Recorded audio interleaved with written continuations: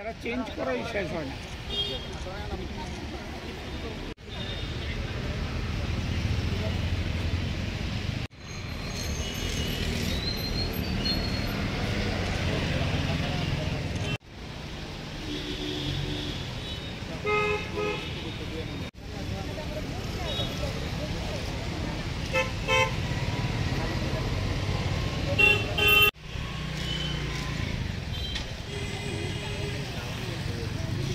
একটু সামনের দিকে আনো না, একটু সামনের দিকে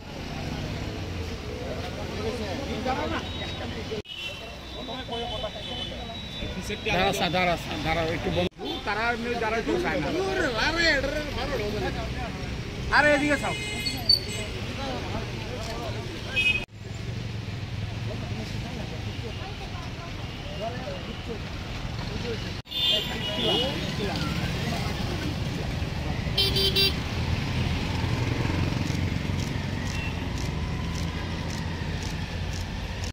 একটাই মানে আমরা অনেকদিন দীর্ঘ 2022-এ আমরা ফিজিক্যাল ক্লিয়ার করেছিলাম, তারপর আমাদের রিটেন হয়, তারপর আমাদের ভাইভা হয়। তো সব কিছু ক্লিয়ার করার পর আমাদের মেরিট লিস্টটা বেরিয়েছিল এপ্রিল মাসের 3 তারিখে। তো এটা অনেক লেট হয়ে গেছে, প্লাস আমরা এখানে যে ক্যান্ডিডেটগুলি আছি সবার ওভারহেজ হয়ে গেছে আর কি। তো আমরা এটাই চাই, মাননীয় মুখ্যমন্ত্রীর কাছে একটাই দাবি চাই যে আমাদের একটু ওয়েটিং লিস্টটা যাতে দেওয়া হয়, কারণ আমাদের সাথে এরকম ক্যান্ডিডেট আছে যারা এসএসসিতে অলরেডি চাকরি পেয়ে গেছে। তো আমরা চাই যদি ওদের জায়গাতে আমাদের পোস্টগুলি দেওয়া হয় তাহলে আমাদের মতো পরিবারগুলি বেঁচে যাবে, প্লাস আমাদের ফিউচারটাও একটা জায়গায় যেয়ে পৌঁছবে। তো এই দাবিতে আমরা সম্মিলিত হয়েছি। আর আরেকটা দাবি, যেহেতু আমাদের যে ইন্টারভিউ প্রসেসিংটা অনেকটা লেট হয়েছে, 3 বছর লেগেছে, এটা যদি মুখ্যমন্ত্রী আমাদের এজ রিল্যাক্সেশনটা একটু দিত, নেক্সট যেই আসবে 916টা পোস্ট আসবে ওরা জানিয়েছে, তো এটাতে যদি সবাইকে এজ রিল্যাক্সেশনটা দিত তাহলে সবাই মানে উপকৃত হতাম, আমরা সবাই আবার ইন্টারভিউ দিতে পারতাম। আর এখন মূলত আমাদের একটাই দাবি, যারা আমাদের এসএসসি জিডিতে সিলেক্টেড হয়ে গেছে তারা আবার ত্রিপুরা পুলিশে সিলেক্টেড হয়েছে, ওদের জায়গাতে আমাদের যদি জয়েন করাতো তাহলে আমরা খুব উপকৃত হতাম। মাননীয় মুখ্যমন্ত্রীর কাছে আমাদের সবাই হাত জোড় করে একটাই দাবি, স্যার প্লিজ আমাদের ওয়েটিং লিস্টটা দিন। যেহেতু আমরা এখানে যারাই আছি এখান থেকে যদি 2 জন 3 জন 5 জনও যদি চাকরি পাই, আমাদের পরিবার আমরা সবাই বেঁচে যাব। এই আবেদনে আমরা আজকে সবাই সম্মিলিত হয়েছি। আমরা আজকে হেডকোয়ার্টারে গিয়ে একটা অ্যাপ্লিকেশন করব, যদি ওরা আমাদের দিকে একটু মানে তাকায় বা একটু যদি উপকার করেন তাহলে আমরা অনেকটা উপকৃত হব। সবাই মিলে এই দাবিতেই আমরা আজকে সম্মিলিত হয়েছি। পোস্টটা কি ছিল এবং কতগুলি পোস্ট ছিল? পোস্টটা ছিল ত্রিপুরা পুলিশ কনস্টেবলের 1000 পোস্ট ছিল।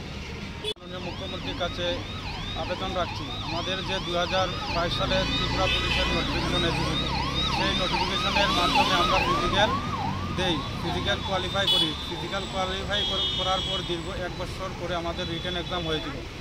রিটেন এক্সাম হওয়ার আরও দীর্ঘ 1 বছর পরে আমাদের ভাইভা হয়। ভাইভা কমপ্লিট হওয়ার পরে গত এপ্রিল মাসের 3 তারিখ ত্রিপুরা পুলিশের ফাইনাল মেরিট লিস্ট পাবলিশ করা হয়।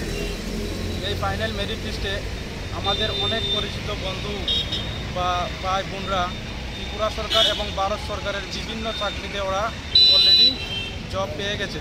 যেহেতু প্রসেসটা 2.5 থেকে 3 বছরের বেশি সময় লেগেছে, এই মধ্যবর্তী সময়ে অনেকেই এসএসসি জিডি বা ত্রিপুরার আরও বিভিন্ন চাকরিতে ওরা যোগদান দিয়েছে, তাই ওরা বর্তমানে এখন অনেকেই জয়েন করবে না। সেই জায়গায় যদি আমরা যারা দীর্ঘ মেহনত করার পরে 1-2 নাম্বার বা কিছু পয়েন্ট নাম্বারের কারণে আমরা ফাইনাল মেরিট লিস্টে আমাদের নামের তালিকা জায়গা করতে পারিনি, আমাদেরকে যদি ওয়েটিং লিস্ট দেওয়া হয় তাহলে আমাদের অনেকটা পরিবার উপকৃত হবে এবং আমরা আমাদের পরিবারের পাশে দাঁড়াতে পারবো। এটা আমি আপনাদের মাধ্যমে রাজ্যের মাননীয় মুখ্যমন্ত্রী ও ত্রিপুরা পুলিশের মহানির্দেশক মাননীয় ডিজিপি মহাশয়ের কাছে আবেদন রাখছি। এছাড়া আমরা যারা 2022 সালে ত্রিপুরা পুলিশে 6000-এর মতো ক্যান্ডিডেট ফিজিক্যাল কোয়ালিফাই করে রিটেন কোয়ালিফাই করেছি 4975 জন। তাতে রিটেন কোয়ালিফাই করার পরে আমরা ভাইভাতে অ্যাটেন্ড করেছিলাম, কিন্তু আমাদের মার্ক কিছু কম থাকার কারণে আমরা ফাইনাল মেরিট লিস্টে আমাদের নাম আসেনি। তাই আপকামিং 916টা ভ্যাকেন্সি ত্রিপুরা রাজ্যে কিছুদিনের মধ্যে আসতে চলেছে, সেটাতে যেন আমরা যারা ভাইভাতে আমরা ভাইভাতে কোয়ালিফাই করতে পারিনি এবং ফাইনাল মেরিটে আমাদের নাম আসেনি, আমাদের যেন ওয়ান টাইম এজ রিলেশন এর ব্যবস্থা করা হয়। কারণ আমাদের সকলেরই মনের ইচ্ছা আমরা ত্রিপুরা পুলিশে যাব, আমরা ত্রিপুরা পুলিশে গিয়ে ত্রিপুরা রাজ্যের আইন শৃঙ্খলা রক্ষা করব, সেটা আমাদের সকলের ইচ্ছা। কিন্তু আমাদের বর্তমানে যে প্রসেসিংটা লেট হচ্ছে তাতে আমরা একটা ইন্টারভিউ একবারের বেশি দুবার দিতে পারছি না। তাই আমাদের সকলকে যেন ওয়ান টাইম এজ রিলেশনের ব্যবস্থা করে দেওয়া হয়, সেটা আমি আপনাদের মাধ্যমে রাজ্যের মাননীয় মুখ্যমন্ত্রী মহাশয়ের কাছে আবেদন রাখছি। নমস্কার।